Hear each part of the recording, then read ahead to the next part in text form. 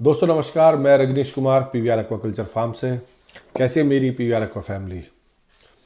दोस्तों अभी सीज़न चल रहा है सेल का, तो सब किसान भाई सेल पे फोकस करें और बेस्ट से बेस्ट प्राइस अपने सेल करें और टारगेट रखें कि आप अपने एरिया में, अपने क्लस्टर में एक कंसोर्टियम, एक ग्रुप ऑफ फार्मर्स बनाएं और अपना लोकली रेट डिसाइड करना स्टार्ट करें। मेरा टारगेट यही है, मैं अपने एरिया में ऐसा ही करने वाला हूँ। आने वाले समय में 10-20 अच्छे फार्मर्स को पकड़ के जो वॉल्यूम में प्रोडक्शन करते होंगे, फिर हम जो छोटे फार्मर्स हैं उसी पैटर्न पे ही उन फार्मर्स का प्राइस भी बढ़ सकता है। लेकिन उसमें क्या रहेगा, या तो एफएफपीओ बनाओ या एक जॉइंट ग्रुप बनाओ या एक समिति बनाओ, सोसाइटी बनाओ, कुछ भी कर सकते हैं आप।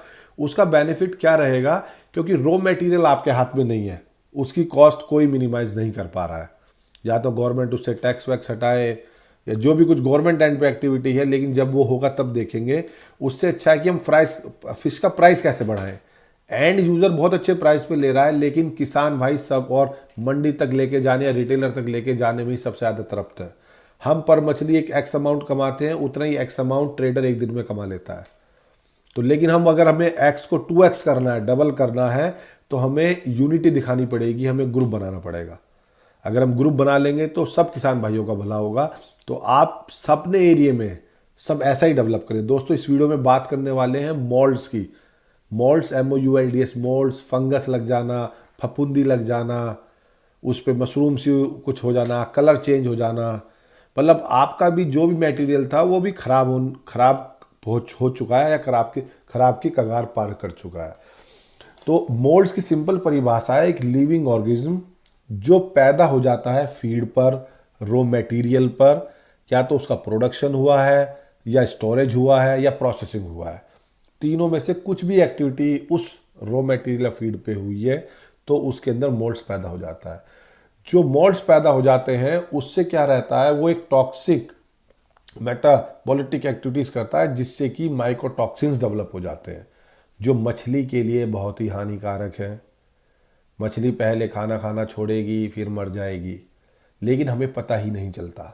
तो जितनी कंप्लीट बैलेंस डाइट फीड है उन सब में समस्या नहीं आती है।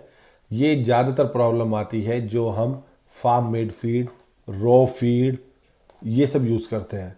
तो अगर हम वो यूज़ कर रहे हैं तो हम उसके अंदर कुछ ऐसे प्रीमिक्सेस ऐड करें। जैसे मैंने सर्च किया, एक बेंटली कंपनी है, उसका एक प्रोडक्ट है एमोनेक्स करके, वो ये सब काम करता है, मोल्ड्स को नहीं होने देता। तो मैं उसको, कोई पूछेगा डिस्क्रिप्शन में लिख दूंगा, और ये 1 to 1 भी पूछ सकता है। अगर कोई सब चीज़ों को, रॉ मटेरियल को मिक्स करके खिलाता है तो उसे भी थोड़ी सी क्वांटिटी में और बहुत कम पैसों का आता है वो डाल सकते हैं।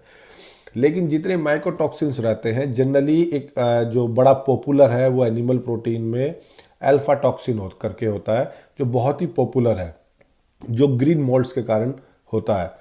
और ये जो जितनी टॉक्सिसिटी बढ़ा देती है हमारे फीड मटेरियल की, तो उसके कारण क्या रहा है, ये स्टोरेज में भी हो सकता है। ऐसा नहीं है केवल फीड प्रोसेसिंग में हुआ है। अगर आपने स्टोर करके रखे हैं अलग अलग मटेरियल, जैसे कि soybean, groundnut, cotton seed, mustard, right, अगर ये आपने स्टोर भी करे हुए हैं और ये प्रॉपर नहीं करे हुए हैं तो भी मोल्ड्स उसमें पैदा हो जाएंगे।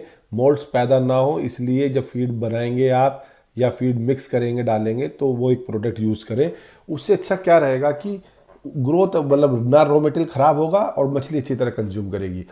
कोई भी खराब चीज़ रहती है तो फिश कंज्यूम नहीं करती। हम कहते हैं कि यार अभी तो टेम्परेचर भी अच्छा है लेकिन कंज्यूम क्यों नहीं कर रही फीड। हम हमेशा फिर वाटर पैरामीटर चेक करते हैं। कभी कभी हमें खाने की पे भी थोड़ा सा एनर्जी, थोड़ा सा फोकस करना चाहिए कि अगर ऐसा तो नहीं है इसमें कुछ टॉक्सिसिटी ज़्यादा है। और ये जो टॉक्सिसिटी इंक्रीज होती है या ये मोल्ड्स आते हैं, इसके केवल 2 मेन कारण होते हैं, मॉइस्चर और टेम्परेचर, जो मैंने एक वीडियो में जिक्र भी किया है दोनों का। मॉइस्चर और टेम्परेचर हमेशा ही आपको मॉनिटर करने पड़ेंगे रेगुलर। ज़्यादा मॉइस्चर नहीं होना चाहिए आपका किसी भी सब्सटेंस, किसी भी रॉ मटेरियल में। टेम्परेचर आपका जितना कम से कम हो उतना अच्छा होना चाहिए। अगली वीडियो में मैं आपको शेयर ये करने वाला हूँ कि ये जो अपना स्टोरेज करा है आपने, या ये अपने मोल्ड्स ना हो, उसके लिए जहाँ पे आप इन्हें कर रहे हैं स्टोर रॉ मटेरियल को अपने, वो कैसे आप डिज़ाइन करें, वहाँ पे क्या क्या चुनौतियाँ हो सकती हैं और क्या क्या आपको ध्यान रखना है।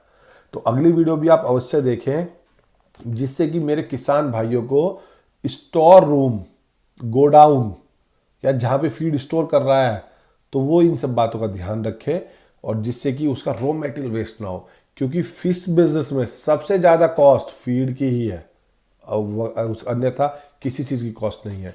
बने रहें अपने PVR एक्वा यूट्यूब चैनल पर और जाने मछली से छोटी बातें। धन्यवाद।